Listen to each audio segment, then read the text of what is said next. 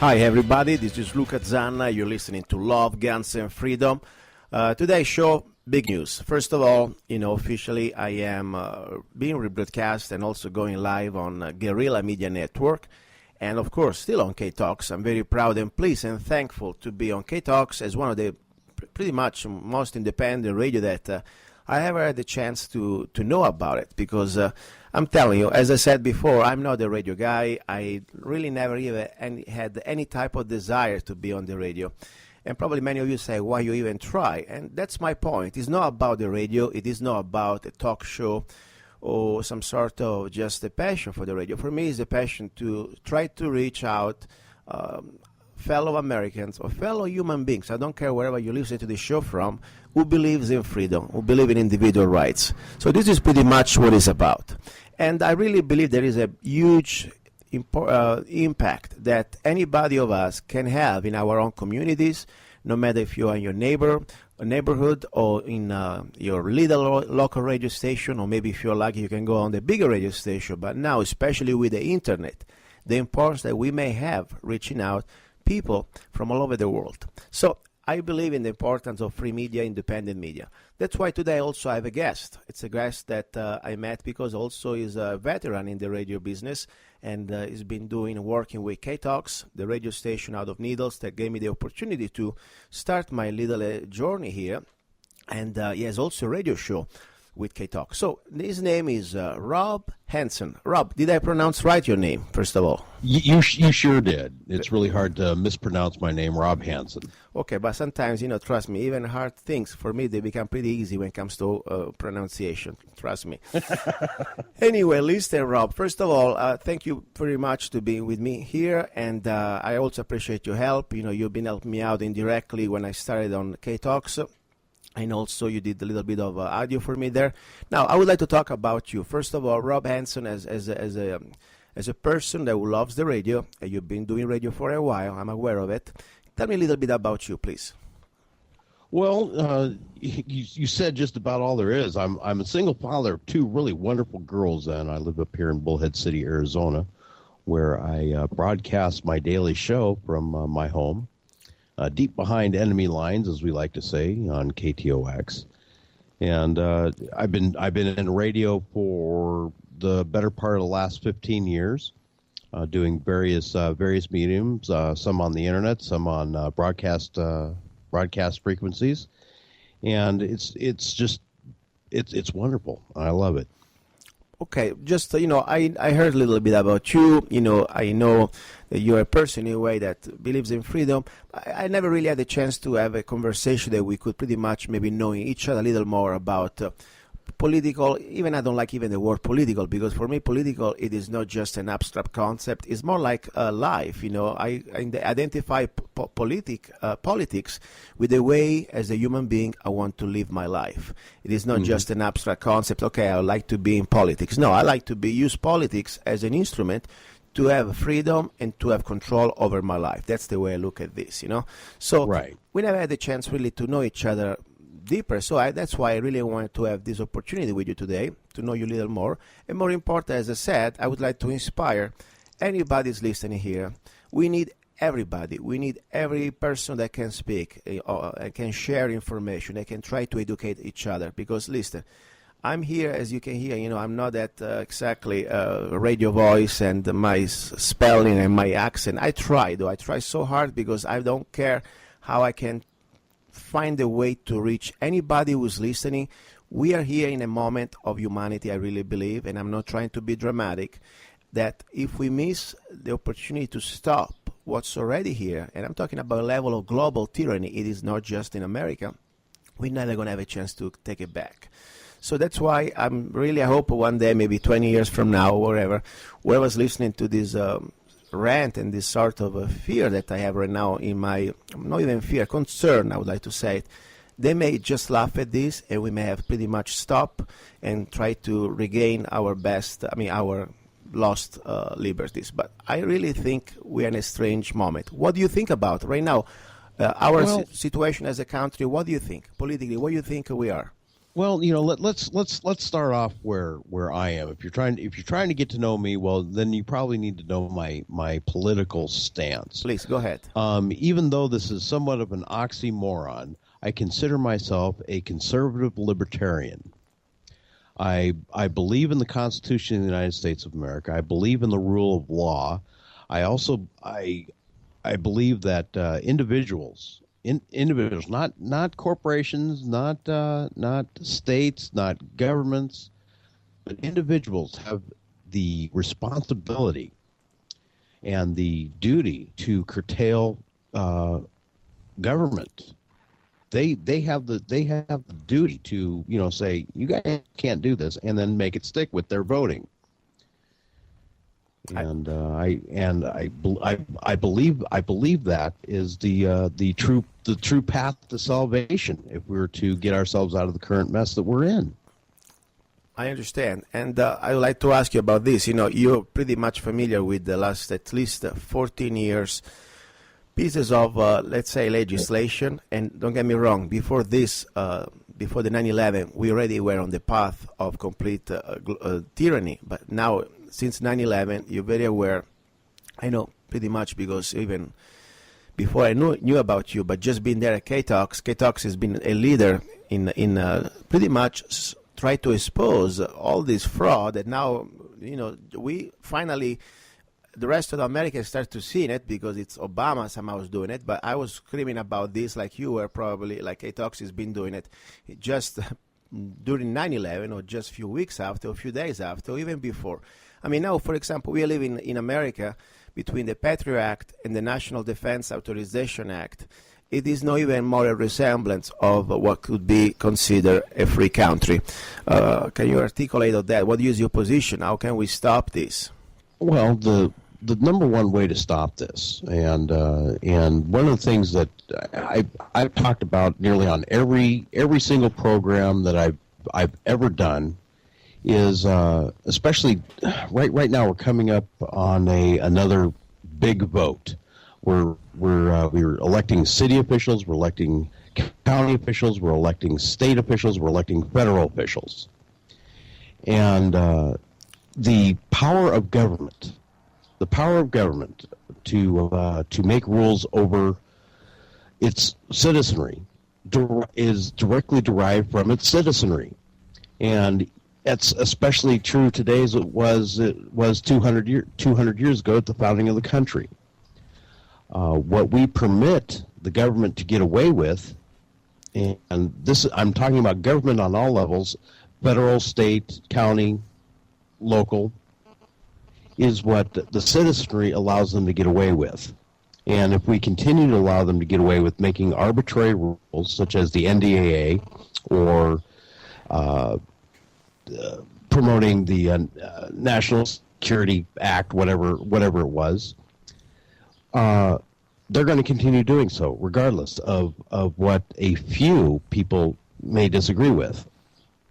And in order to combat this, the people need to come together. The people need to say, no, this is not the way we handle this, and vote them out of office and start voting for people who will change that. And it starts at the local level with our city councils, our county managers, and our state officials.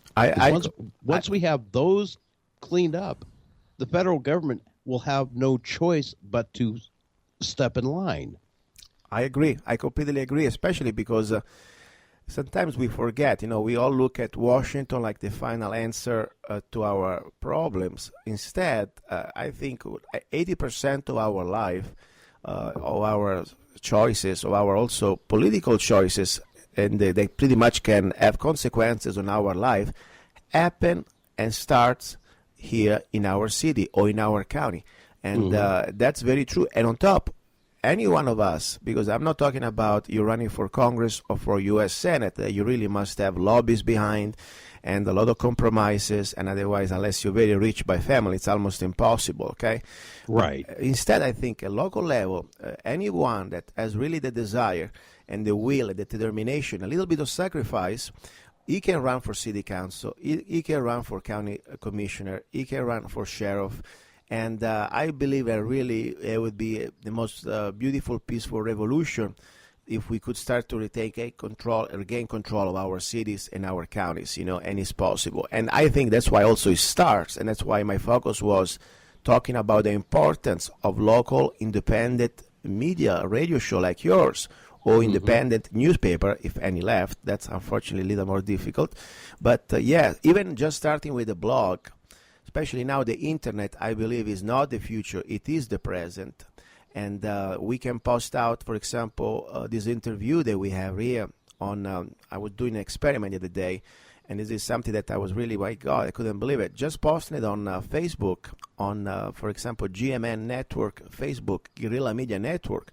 I was able to post a little YouTube, and it reached like 20,000 viewers in just a few hours. Right. And think about it. This obsolete, almost local newspaper that pretty much they think they control the monopoly of the information. How we can now, with no money, with just good contents, and more important, I think, with the truth. Because when people are really thirsty for truth, they are thirsty to know what's going on. What do you think? Well, I think you're absolutely correct. But one of the first things we need to do is we need to remember where journalism was, say, 20 years ago, as few as 20 years ago. Journalists were still digging for the truth. Media was still reporting on serious scandals, on serious things, and they were a true check on governments, both large and small. That, however, has pretty much come to be a thing of the past. We look at networks like NBC, CNBC, even Fox News, and CNN, ABC, CBS, the whole gambit of large media corporations, and they're pretty much towing the whatever party line that they're particularly following, and I think that's really damaging to the country as a whole, because the people aren't being given the entire scope of the problem. They're given these little bits and pieces from the viewpoint of the presenter, rather than the entire spectrum. So, people are coming up with these really strange ideas on how things are going, and they can't make good decisions. Heck, they can't even make correct decisions. Because the media is not giving them all the information. I agree. And by the way, we don't even need to go that far to look at the big networks. I mean, even myself, living in Mojave County, without mentioning names, I see some local papers. It's supposed to be pretty much trying to report the facts.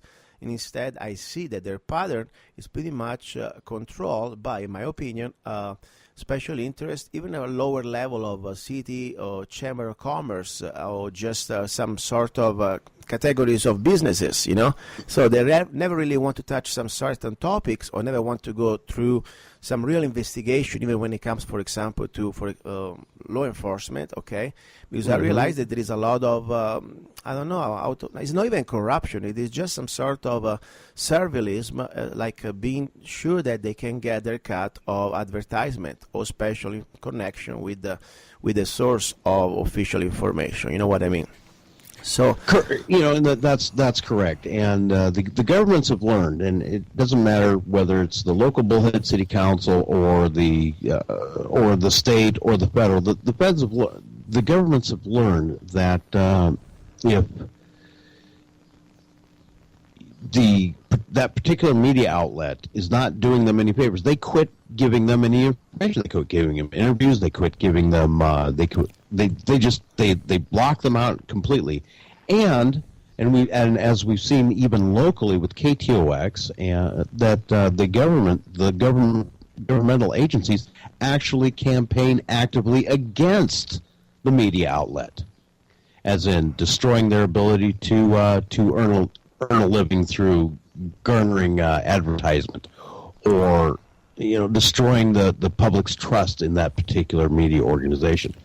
And we've seen that on the federal level with the president and Fox News.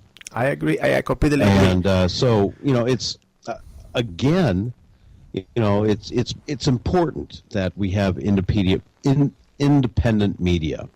Exactly. People that are not tied to corporate finances, people who are not there tied to a particular political party or a particular idea, people who are willing to fearlessly look at the truth in the eyes and actually report on both sides of the issue, and do it in a neutral manner. Perfect. Rob, I want to ask a question. Speaking Sure. about media, because the idea was also, to inspire other people, no matter where they live. Today, almost everybody has internet access, and I believe there are a lot of great tools. And I'm not even trying to feature or advertise anybody, but I found out this by accident. It's called Spreaker.com. Spreaker.com. I think it has a lot of potential. It's very affordable. And anybody, I think, in the community, no matter where they live, they could start to become the local independent media. But tell me about your show, exactly what it's about, and the time, and how people can reach you, your Facebook, and everything else. Well, it's very simple. I'm on KTOX1340.com right now exclusively. So my program is internet based only. You can reach me at 1340.com or KTOX1340.com. 24 hours a day, 7 days a week, 365 days a year. You can also listen to my show live on the internet, audio only from your telephone and mobile device. From 3 to 5 p.m. Pacific time, 5 days a week, as well as the rest of KTOX programming. And it's extremely exciting right now around KTOX, because we are shifting our attention somewhat away from the broadcast medium, where we have to have a tower and whatnot, to the internet, where we can have a much broader audience base, or a much broader listening base. Not necessarily audience, because we're there. Of course, we're there to entertain, but we're also there to inform and allow people to make their own decisions rather than having them dictated to by governmental agency or big media. Okay, I'm here on interviewing Rob Hanson from KTOX 1340 AM, and we are talking about a little bit about everything, more important about the importance of independent media that can have on the impact the local communities.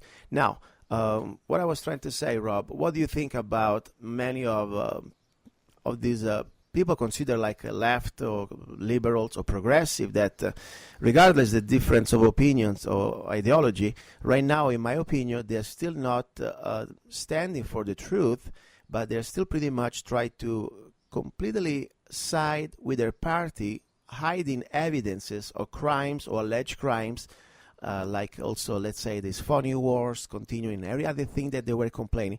What do you think about why this is happening, in your opinion? How can it be happen? Well, let's take that. Let's look at that and take that apart just a little bit.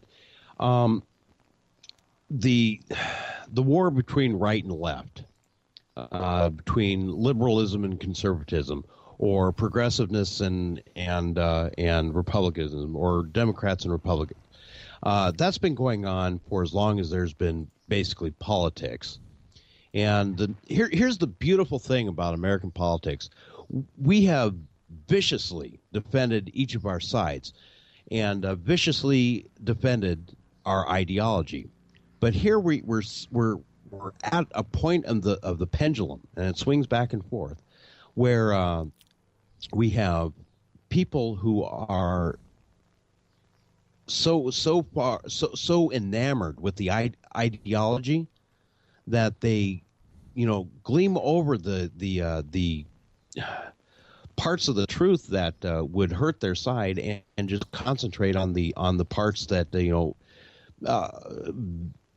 that validate their own ideology, to the point where the term where you're not telling the truth by only speaking parts of the truth.